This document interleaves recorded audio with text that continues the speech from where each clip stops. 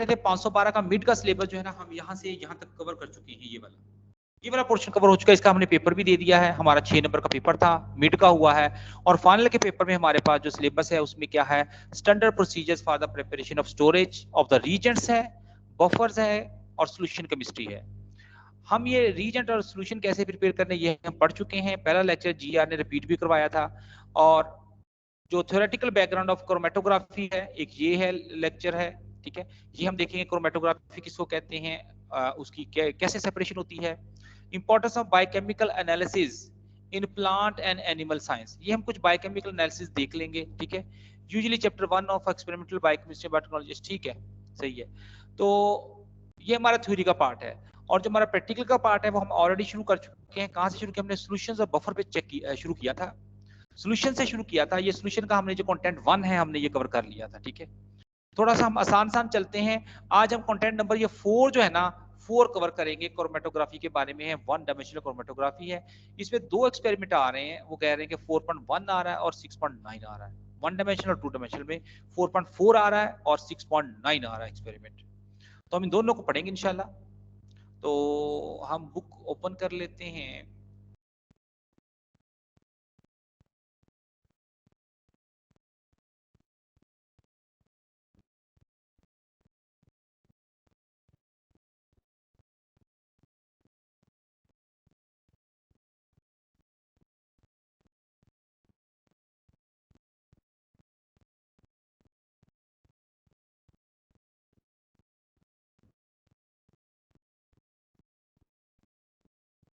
Four point four 6.9, 4.4 6.9, 4.4।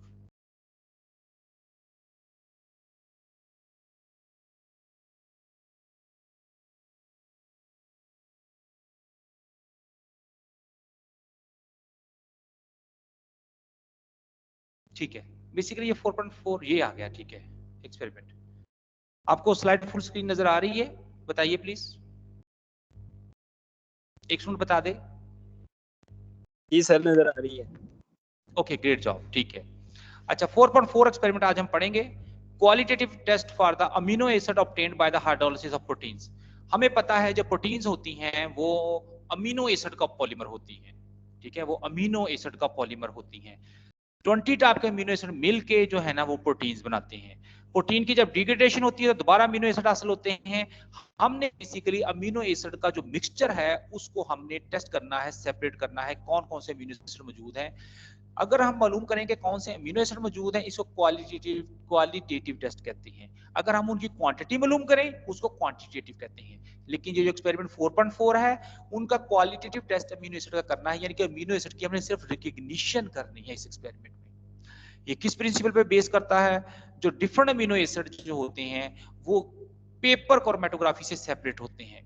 Chromatography क्या होती है कि आप क्या करते हो कि आप सॉल्यूशन जो पास करते हो, सॉल्यूशन पास करते हो फिल्टर पेपर में से, और उस फिल्टर पेपर के ऊपर आप एक डाई लगा देते हो। उस फिल्टर पेपर के ऊपर आप एक डाई लगा देते हो, डाई डाई मतलब कलर लगा देते हो।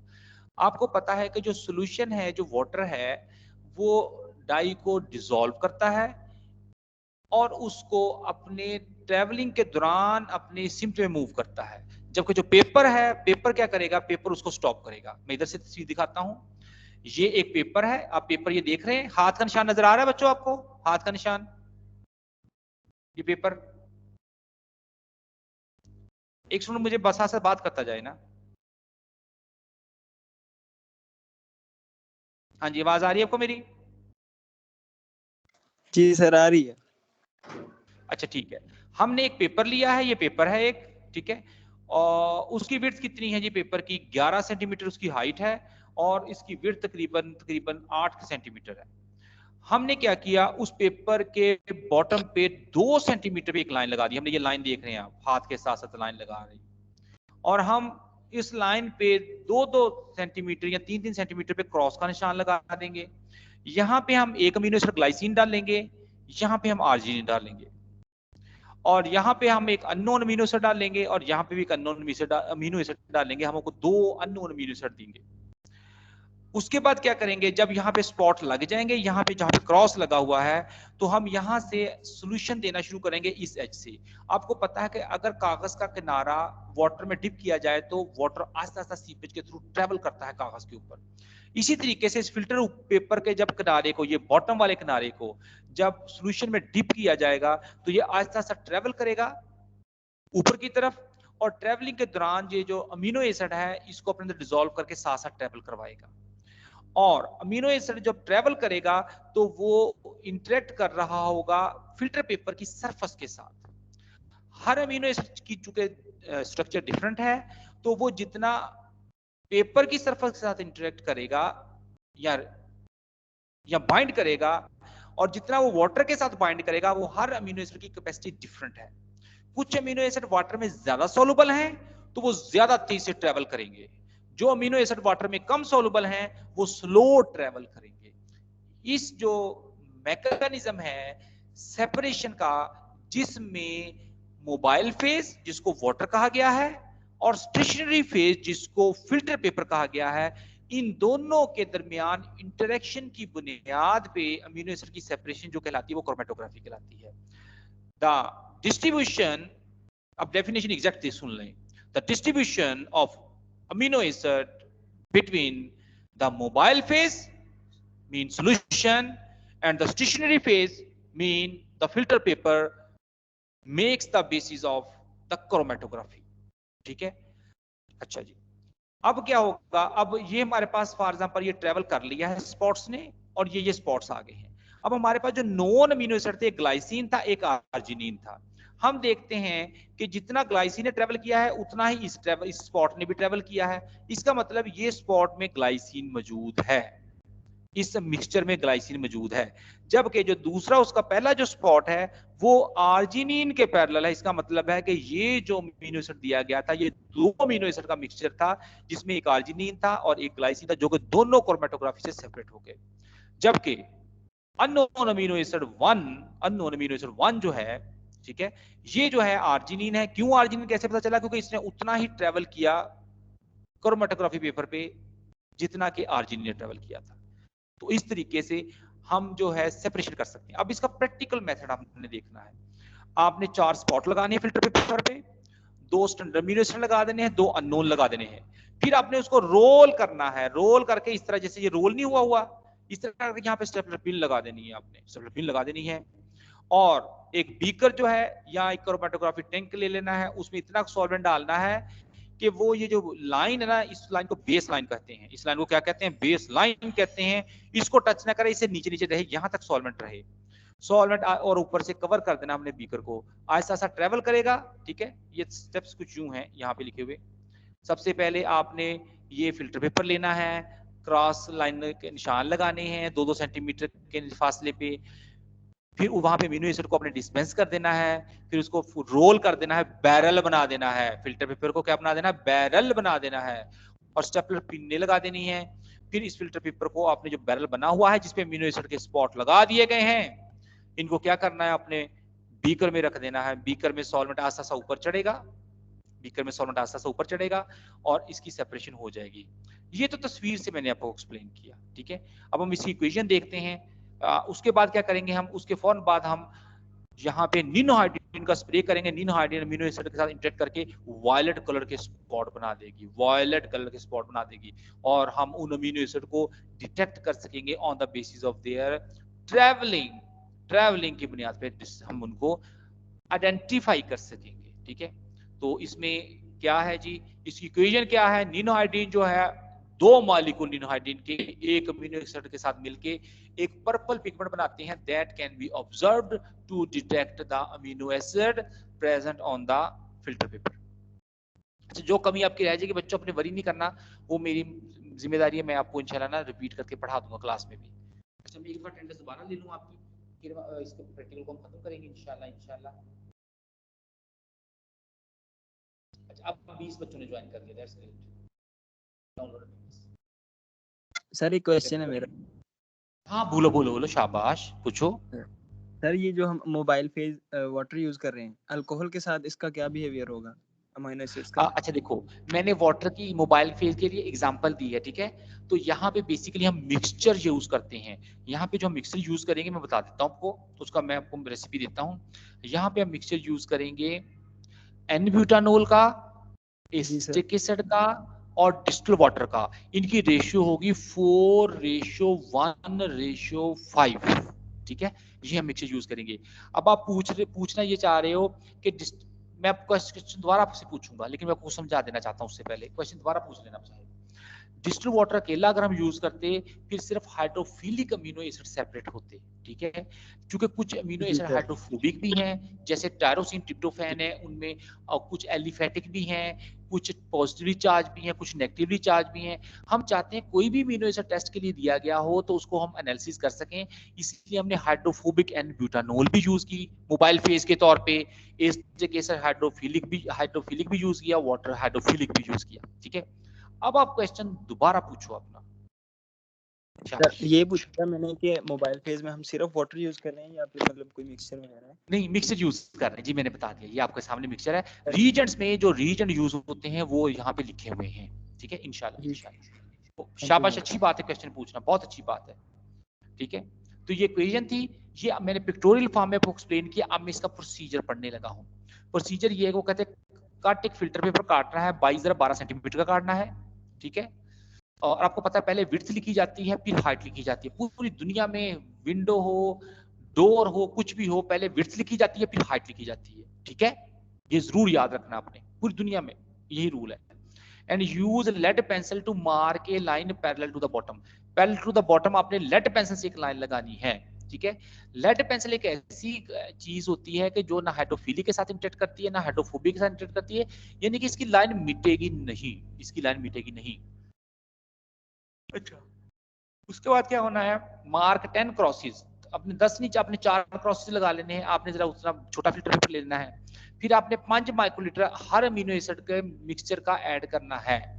कहां पे ऐड करना है, जहां पे आपने क्रॉस का मार्क लगाया है। Number 4 point, dry the spot.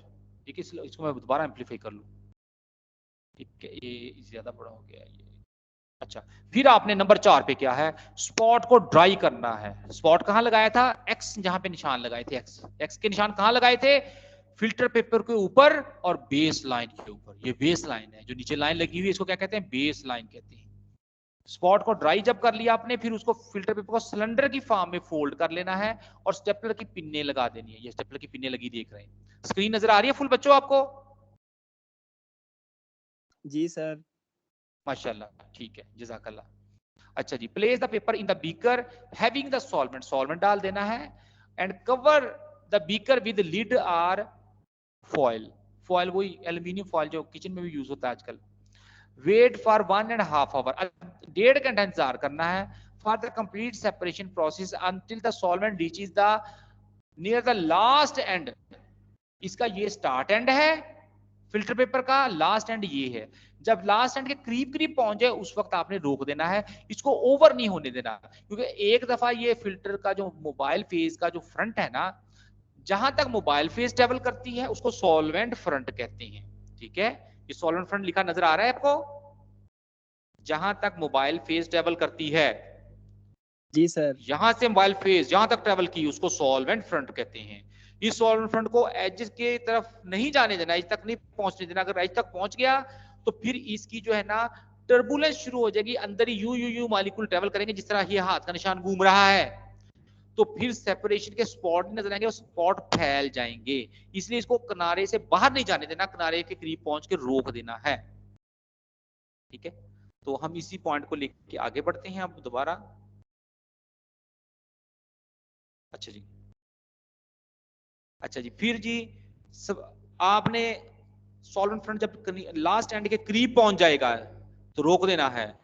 फिर आपने उसको स्प्रे करना है पेपर को निनोहाइड्रीन के साथ, निनोहाइड्रीन के साथ स्प्रे करना है और उसको कुछ देर के लिए फ्यूम हुड में ड्राई होने के लिए रख देना है। फिर आपने उसको इंक्यूबेट करना है, incubate the chromatogram in an oven at 100 to 110 degree centigrade for development, ठीक है, बाज का इसको डेवलप करना पड़ता है, लेकिन जरूरत नहीं पड़ती, स्टेप 8वां बाज का नहीं करना पड़ता। और जो ही हम निनहाइड्रीन का स्प्रे करते हैं, 7वां स्टेप करते हैं, फौरन स्पॉट नजर आ जाते हैं। स्पॉट को आपने हर स्पॉट को इंसर्कल करना है लेड पेंसिल से, और उसका डिस्टेंस बेस लाइन से मेजर करना है। हर स्पॉट के मिडल को आपने बेस लाइन से डिस्टेंस मेजर करना है, और बेस लाइन से आपने सॉल्वेंट फ्रंट का डिस्टेंस भी मेजर करना है। देखिए ये जो पहला ये जो स्पॉट है, पहला इसका 418 सेंटीमीटर ट्रेवल इसने किया, ये 418 लिखा हुआ है। दूसरा स्पॉट आर्जिनिन का था, स्टैंडर्ड का था, 202 सेंटीमीटर किया, और सॉल्वेंट फ्रंट ने बेस लाइन से 11 सेंटीमीटर फासला तय किया। 11 सेंटीमीटर, ये बेस लाइन है, एग्जैक्ट बेस लाइन के ऊपर करना चाहिए आपको। तो हर अमीनो एसिड जो है उसकी आरएफ वैल्यू है, उसको कैलकुलेट करना है आपने।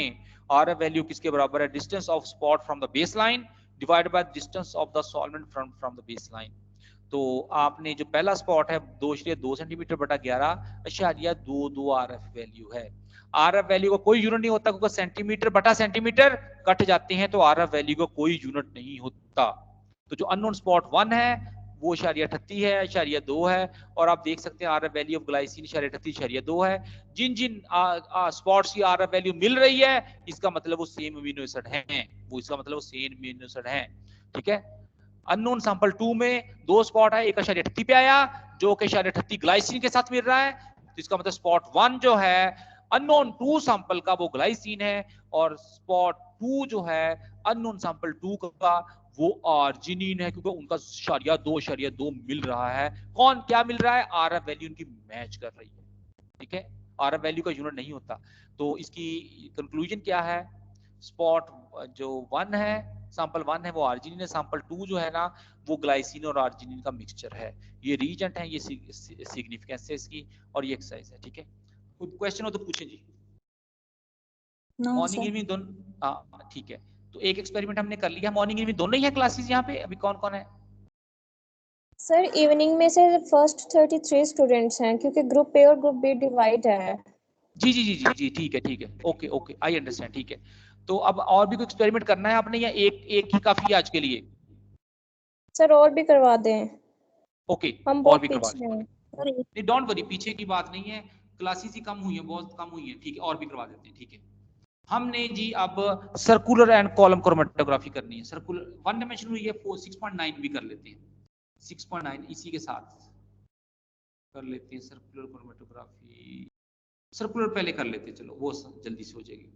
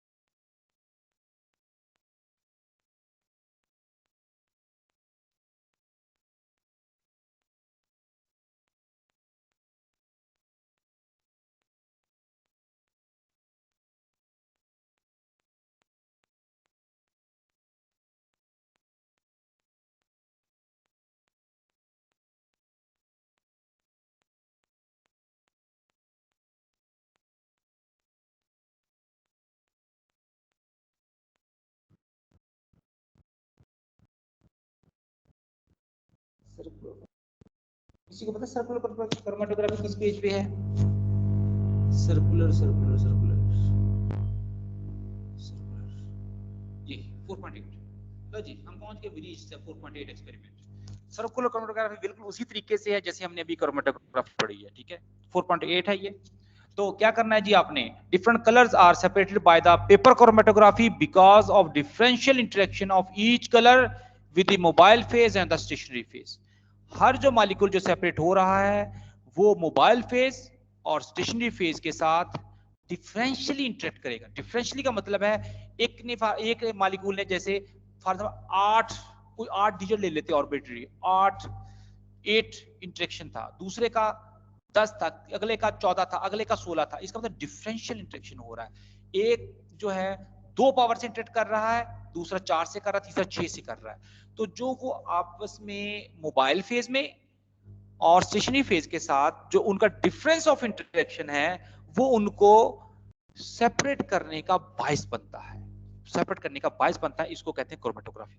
आपने एक सर्कल ले लेना है, सर्कुलर फिल्टर पेपर ले लेना है, आपने एक उसमें से दरमियान में सुराख कर देना है।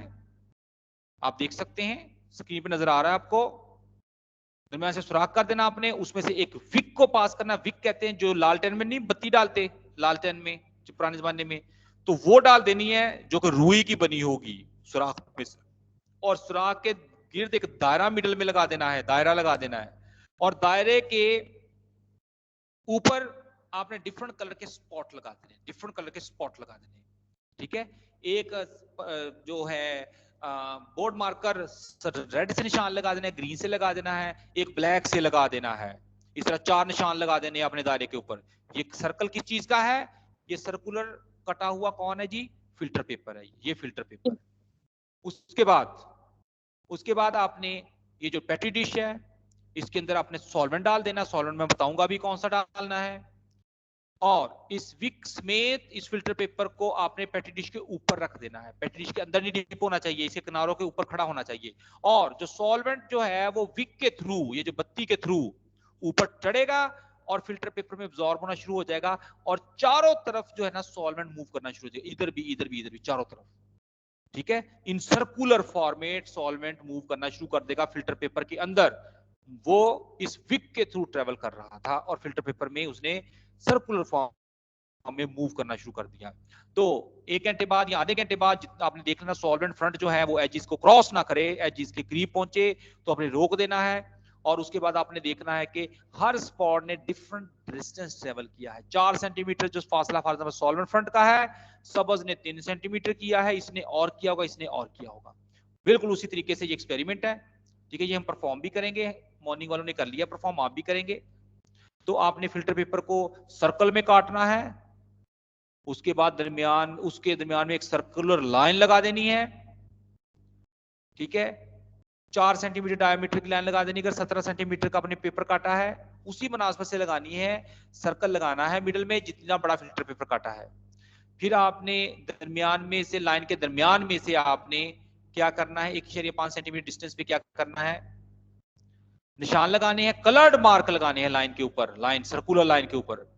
दरमियान में जो सर्कल बनाया था आपने, फिल्टर पेपर के दरमियान में सर्कल बनाया था, उसके मिडल में आपने एक सुराख करना है और उसमें एक विक को इंसर्ट करना है 3 सेंटीमीटर लंबी तकरीबन, ताकि वो पेटी डिश के बॉटम को टच कर सके, सॉल्वेंट उसके थ्रू आ सके। फिर आपने 15 ml वाटर डालना है इन 15 ml पेटी डिश। चूंकि हमारे पास 15 ml वाली पेटी डिश नहीं है 15 सेंटीमीटर वाली, हमारे पास 10 सेंटीमीटर वाली है, तो हम ये भी जो है ना 11 सेंटीमीटर का हम फिल्टर पेपर काटेंगे। 10 सेंटीमीटर वाली डिश है तो 12 सेंटीमीटर का काट लें, 12 सेंटीमीटर का फिल्टर पेपर काट लें। ठीक है, अगर 15 सेंटीमीटर वाली पेटी डिश हो तो 17 सेंटीमीटर का फिल्टर पेपर काटेंगे। ठीक है, फिर आपने फिल्टर पेपर को ऑन टॉप ऑफ पेटी डिश रख देना है, जो क्रोमेटोग्राफी को रन होने देना है, क्रोमेटोग्राफी प्रोसेस को होने देना है। 1 घंटे बाद सॉल्वेंट ट्रेवल करेगा, सॉल्वेंट फ्रंट जब 2 सेंटीमीटर रह जाएगा किनारे के पास पहुंचने से, तो फिर उसको रोक देना है। और आपने फिर हर स्पॉट जो कलर्ड स्पॉट लगाया था आपने परमानेंट जो बोर्ड मार्कर से, वो आपने उसका डिस्टेंस मेजर करना है और आपने आरएफ वैल्यू लिखनी है। ब्लू का 2.5 डिस्टेंस था, ग्रीन का 3 था, रेड का 3.5 था, सॉल्वेंट फ्रंट 4 था। जब हमने distance travel divided by solvent front को डिवाइड किया तो ये आरएफ वैल्यू 1 से छोटी होती है, आरएफ वैल्यू 1 से छोटी होती है, आरएफ वैल्यू हमेशा 1 से छोटी होती है। ठीक है, तो आपने आरएफ वैल्यू की बुनियाद पे ये आरएफ वैल्यू मालूम कर ली, ब्लू, ग्रीन और रेड कलर की। ठीक है, अच्छा एक जो है ना बरसीम होता है, बरसीम जो है ना शायद कोई ये चारा है जानवरों का, इसमें कलर्ड पिगमेंट होते हैं। लीफ में कलर पिगमेंट होता है, chlorophyll is also a colour pigment. जो बरसीम है या कोई भी पत्ता ले लेंगे हम, एक फिल्टर पेपर काटेंगे इस तरह तकून इस शेप में, वो स्ट्रिप की फॉर्म में होगा और किनारे से वो कोने वाला होगा, इस तरह नोक बनी होगी। उसके 2 सेंटीमीटर फासले पे हम पेपर को रखेंगे, ऊपर से सिक्का इस तरह फेरेंगे, जिस तरह ट्रेन का पहिया नहीं फिरता उस तरह फेरेंगे, तो क्या होगा, पत्ता कटेगा नहीं, लेकिन उसका अर्क जो है ना वो फिल्टर पेपर के ऊपर लग जाएगा। फिल्टर पेपर लेंगे, फिल्टर पेपर के ऊपर पत्ता रखेंगे, पत्ते के ऊपर हम क्या फेरेंगे, सिक्का फेरेंगे।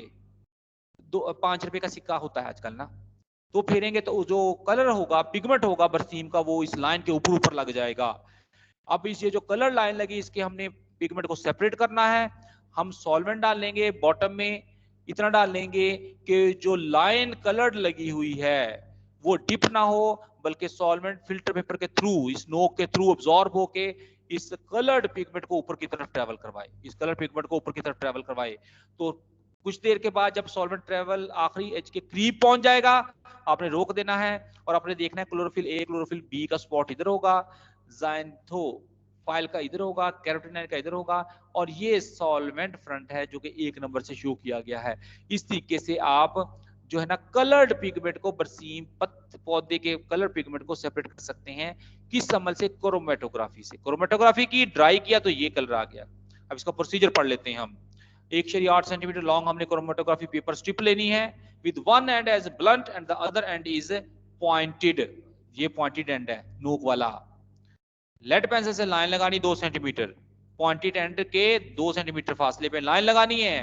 With the help of ruler and point make a line of colour pigment of leaf on the line marked by the lead pencil. Lead pencil के ऊपर ऊपर हमने सिक्के और स्केल की मदद से हमने उसके पिगमेंट को ट्रांसफर करना है पत्ते से फिल्टर पेपर के ऊपर। लाइन को ड्राई होने देना है, फिर हमने एक और जो है ना लाइन लगानी है ताकि अच्छा खासा पिगमेंट आ जाए उसके ऊपर। किसके ऊपर आ जाए? ये पिगमेंट अच्छा खासा आ जाए फिल्टर पेपर के ऊपर। फिर हमने उसको 5 ml ऑफ सॉल्वेंट हमने ट्यूब में डालना है, जितना भी डालना पड़े, शायद 1-2 ml ही डालना पड़े। उसमें फिर हमने फिल्टर पेपर को डिप कर देना है, बस बेस लाइन डिप ना हो। 30 मिनट से 1 घंटे के दरमियान pigment will be separated into distinct band. Pigment separate हो जाएंगे जो कि फिल्टर पेपर के ऊपर नजर आ जाएंगे पिगमेंट। ठीक है, ठीक है। Allow the paper two dry completely. फिर पेपर को हम कंप्लीटली ड्राई होने की जरूर करेंगे। और येलो ऑरेंज स्पॉट है, उसका 7 सेंटीमीटर डिस्टेंस है, सॉल्वेंट फ्रंट 8 है, उसकी आरएफ वैल्यू इतनी है, बीटा कैरोटीन की इतनी है, ल्यूटिन की इतनी है, ठीक है, क्लोरोफिल ए की इतनी है, क्लोरोफिल बी की इतनी है। तो इस तरीके से हम क्रोमेटोग्राफी कर सकते हैं। ठीक है। अब जो एक्सपेरिमेंट एक रह गया है 6 के बाद जी 7 नंबर पेज, यहाँ पे 2 डायमेंशनल क्रोमेटोग्राफी है। 2 डायमेंशनल क्रोमेटोग्राफी में हमने जो एक्सपेरिमेंट पढ़ना है वो हम देख लेते हैं कौन सा पढ़ना है। 2 डायमेंशनल 6.9 पढ़ना हमने, 6.9। तो 6.9 को हम खोल लेंगे। बच्चों को स्क्रीन नजर आ रही है ना? Yes sir. Okay, thank you. 6.9, we are travelling to 6.9। 6.9 आवाज भी साफ आ रही है आपको? गूंज तो नहीं रही ज्यादा? जी सर, ठीक आ रही है। जी सर। ओके, ठीक है। 6.9, 6.9, 6.9, ठीक है। तो 6.9 एक्सपेरिमेंट जो है वो है 2 dimensional chromatography. 2 dimensional chromatography, fractionation of lipids by the using 2 dimensional thin layer chromatography. ठीक है, क्रोमेटोग्राफी की किस्म है थिन लेयर क्रोमेटोग्राफी। ये फिल्टर पेपर नहीं होता, ये टीएलसी प्लेट होती है, उसको टीएलसी प्लेट कहते हैं, थिन लेयर क्रोमेटोग्राफी प्लेट कहते हैं उसको। इसका प्रिंसिपल क्या है? Different lipids travel differently along TLC plate.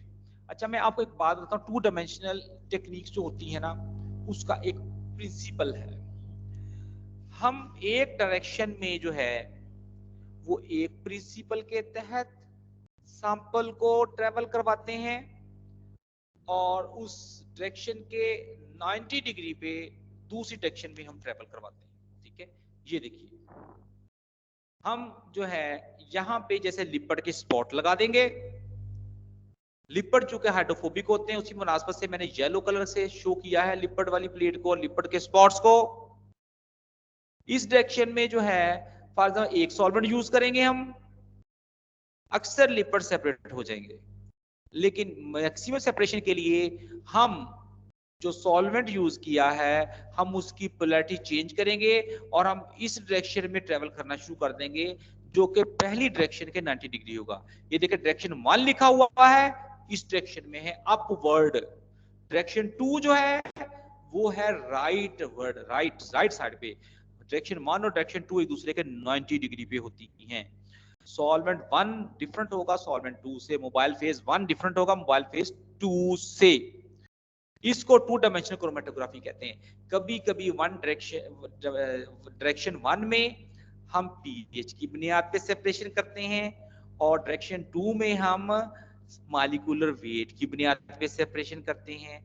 कभी डायरेक्शन 1 में हम जो है सॉल्वेंट की पोलैरिटी 1 की मदद से सेपरेट करते हैं और डायरेक्शन 2 में सॉल्वेंट की पोलैरिटी हम चेंज कर लेते हैं। यानी कि सॉल्वेंट 1 जो होगा फॉर एग्जांपल मोर हाइड्रोफोबिक होगा और सॉल्वेंट 2 लेस हाइड्रोफोबिक यानी कि मोर हाइड्रोफिलिक होगा। तो ये 2 डायमेंशनल का रूल है कि दोनों डायमेंशन में डिफरेंट प्रिंसिपल या डिफरेंट मेथड के थ्रू सेपरेशन होगी तो सेपरेशन होगी, वरना इधर से इधर मूव कर ले, इधर से इधर कर ले, इधर से इधर कर ले, सेपरेशन नहीं होगी। अगर हमने सॉल्वेंट चेंज ना किया फिर सिंगल सेपरेशन के इक्विवेलेंट ही होगा। डबल सेपरेशन का मतलब है कि 2 सॉल्वेंट यूज करके मैक्सिमम मॉलिक्यूल्स को सेपरेट किया जाए। 2 डायमेंशन का मकसद ये होता है। तो 2 डायमेंशनल क्रोमेटोग्राफी हमारे सामने है, टीएलसी की फॉर्म में है। तो ये हम देख लेते हैं। Different lipids travel differently along TLC plate as solvent of different hydrophobicity are applied in 2 perpendicular directions. जो 90 डिग्री पे होती हैं चीजें उनको परपेंडिकुलर भी कहा जाता है, उनको परपेंडिकुलर भी कहा जाता है। आपने क्या करना है, 100 मिलीग्राम लिपिड ले लेना है। वो कहां से लेना है, लास्ट एक्सपेरिमेंट में हमने लिया है, ब्रेन से एक्सट्रैक्ट किया था, या कहीं से लिपिड ले लें, ठीक है। और उसको 1 ml क्लोरोफॉर्म में अपने डिसॉल्व कर देना है। टीएलसी प्लेट लेनी है आपने और टीएलसी प्लेट पे आपने लेड से निशान लगा देना, बेस लाइन लगा देनी है उसी तरीके से। फिर क्रॉस के निशान लगा देने हैं आपने। क्रॉस के निशान लगाने के बाद आपने उन पे लिपिड ड्रॉपलेट्स लगा देने, ये स्टैंडर्ड लगा देने हैं आपने। कोलेस्ट्रॉल का पहला स्पॉट है, दूसरा ट्राइग्लिसराइड का है, तीसरा फ्री फैटी एसिड है, तीसरा डाईएसल ग्लिसरॉल है, डीएजी डाईएसल ग्लिसरॉल, और चौथा स्पॉट फॉस्फोलिपिड का है, और पांचवा अननोन का लगा देना, ठीक है। और इनको सॉल्वेंट 1 की मदद से ट्रेवल करवाना है आपने। अगर तो ये सेपरेट हो जाएं तो ठीक है। अगर आप देखें कि फ्री फैटी एसिड जो है ना is equivalent to the unknown sample, it means unknown sample is free fatty acid, ठीक है। अननोन सैंपल क्या है, फ्री फैटी एसिड है। ये बेसिकली क्वालिटेटिव टेस्ट है लिपिड्स का। अच्छा, प्रोसीजर की तरफ दोबारा आते हैं। आपने 45 मिनट उसको रन करना है, ठीक है, 45 मिनट रन करना है। फिर आपने टीएलसी प्लेट को लेना, रूम टेम्परेचर पे ड्राई करना है अपने 45 मिनट के लिए, ठीक है। Dry at 37 degree centigrade for 45 minutes. फिर टीएलसी प्लेट को आपने डेवलप करना है निनो हाइड्रोजन सॉल्यूशन से, या स्प्रे करना है developing reagent air dry for 10 minute and heat to 120 degree centigrade for 5 minute. या जो ये डेवलपिंग एज रीजन दिखाया गया है, यहाँ कहाँ दिखाया गया है जी, डेवलपिंग रीजन, ये रहा डेवलपिंग रीजन। 3% क्यूप्रिक एसीटेट इन 8% फास्फोरिक एसिड, 8% फास्फोरिक एसिड में क्यूप्रिक एसीटेट को आपने डिसॉल्व करना है, 3% सोल्यूशन बनाना है उसका, ठीक है। तो ये सोल्यूशन जो होगा ये लिपिड के स्पॉट्स को डेवलप करने में हेल्प करेगा। लिपिड के स्पॉट इसके ऊपर टीएलसी प्लेट के ऊपर नजर आ जाएंगे। अमीनो एसिड कैसे नजर आए थे बच्चों, बताइए, कोई बच्चा बताए अमीनो एसिड कैसे नजर आए थे फिल्टर पेपर के ऊपर। अमीनो एसिड तो कलरलेस थे, निनोहाइड्रीन का स्प्रे करने से अमीनो एसिड नजर आ गए थे। लिपिड को देखने के लिए क्यूप्रिक एसीटेट का सॉल्यूशन यूज होता है डेवलप करने के लिए। डेवलप का मतलब क्या है, उनके निशानात को जाहिर करने के लिए कलर्ड फॉर्म में, ठीक है, कलर्ड फॉर्म में। तो ये होता है। तो बच्चों हमने आज तकरीबन 3-4 एक्सपेरिमेंट स्टडी किए हैं, इनमें से जितने पॉसिबल हो उसके प्रैक्टिकली करेंगे। इसे पेपर क्रोमेटोग्राफी वाले, सर्कुलर वाले भी, और जो बरसीम वाला भी, 3 हम ये करेंगे। और ये जो लिपिड वाला शायद हम टीएलसी प्लेट नहीं है तो हम नहीं कर सकेंगे। बच्चों आवाज आ रही है आपको मेरी? जी सर। अच्छा अभी 29 स्टूडेंट हो गए हैं। मैं एक बार फिर अटेंडेंस ले लूं आपकी, डाउनलोड अटेंडेंस लिस्ट, ठीक है। मैंने आपकी अटेंडेंस ले ली है। तो अब मैं ना आपको जो है ना रिकॉर्डिंग को स्टॉप कर रहा हूँ, रिकॉर्डिंग को मैं स्टॉप कर रहा हूँ। तो अब जो